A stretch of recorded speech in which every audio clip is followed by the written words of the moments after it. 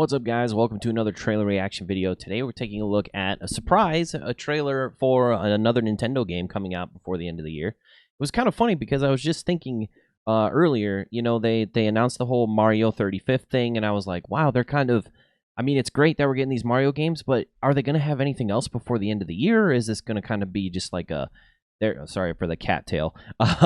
Is this just gonna kind of be like they're just gonna dump the Mario games before the end of the year, and then next year will kind of be the blow up of the new stuff because like 2020 and shit like that. But no, there is another game. There's another game coming out November 10th, I think they announced, maybe sometime in November. Hyrule Warriors: Age of Calamity. Now I have not played the original Hyrule Warriors game because the whole Dynasty Warriors kind of gameplay aspect, kind of just the waves and hordes of enemies coming at you and you having to deal with them, is not necessarily my thing. I've never really been into the whole Dynasty Warriors style of game, so I didn't check out the first game.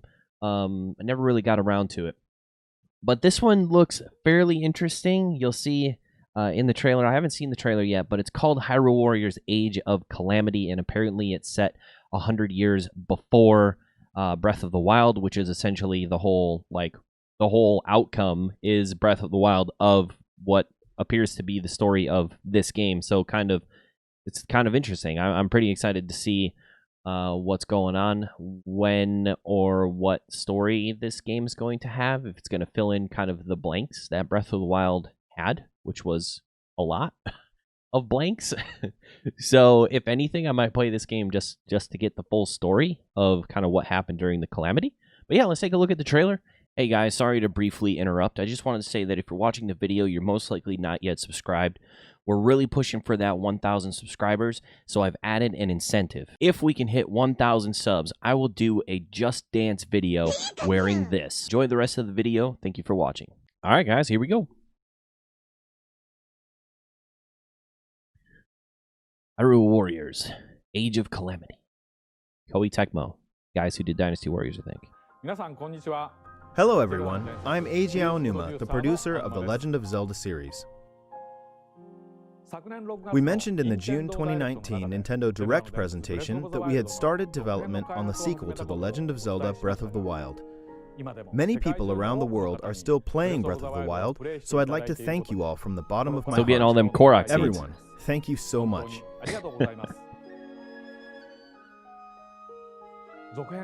Regarding the sequel, in order to make the vast world you enjoyed exploring in the original game even more impressive, the team is working hard on its development, so you'll have to wait a bit longer before we can provide more updates. Okay. In the meantime, we've prepared a different way for you to experience the world of Hyrule, and we have a video to introduce it. Please take a look. It's interesting. The history of the royal family of Hyrule is also the history of Calamity Ganon, a primal evil that has endured over the ages. I think you are now ready. Ready to hear what happened 100 years ago. I was ready in 2017. Sorry.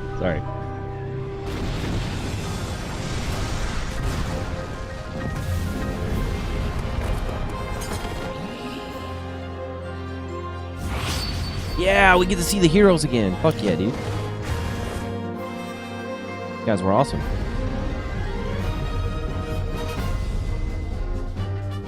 Oh shit. Things were just like falling out of the tower. That's pretty cool. Ooh.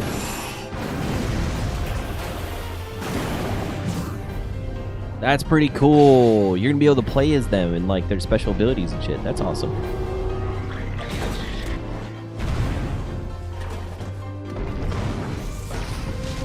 That is a lot of enemies, man. Jesus.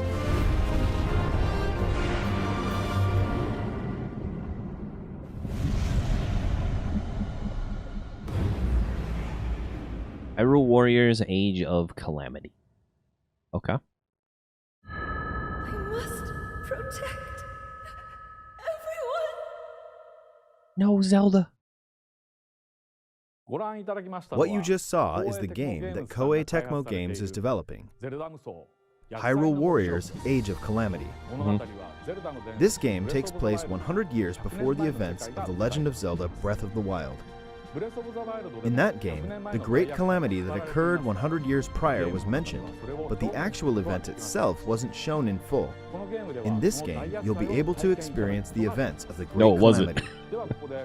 So now, I would like to invite Koei Tecmo Games producer Mr. Hayashi to join me here.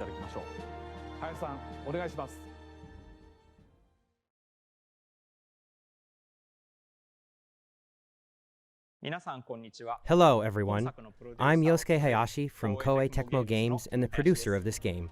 Hyrule Warriors: Age of Calamity began when Mr. Aonuma approached us saying, "I think it would be interesting to create a Warriors game telling the story of the Great Calamity. What do you think?" Okay, so the battles between the Kingdom of Hyrule and Calamity Ganon would complement Warrior-style gameplay against large so it looks like armies. they're just showing more. So here's the thing with this, and I want to know your guys' opinion in the comments. So, how do you feel about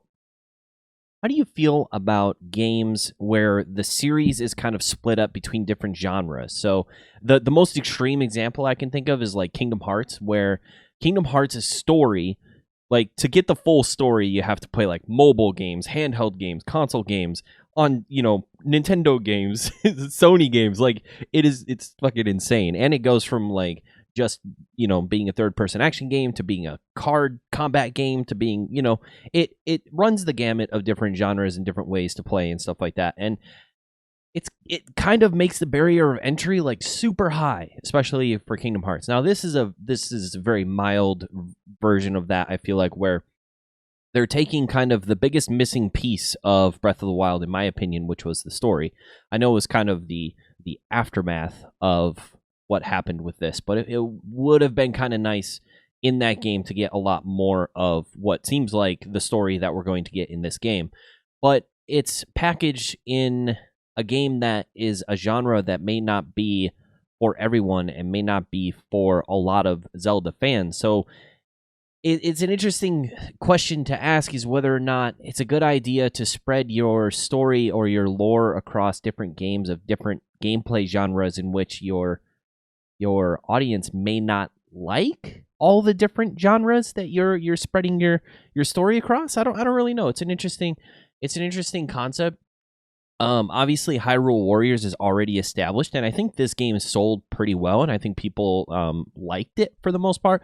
But I have seen comments online already of like, oh man, I was really excited for this until I saw that it was a Dynasty Warrior style game again. And so I wonder if that will be kind of a turnoff for some people. I think it will.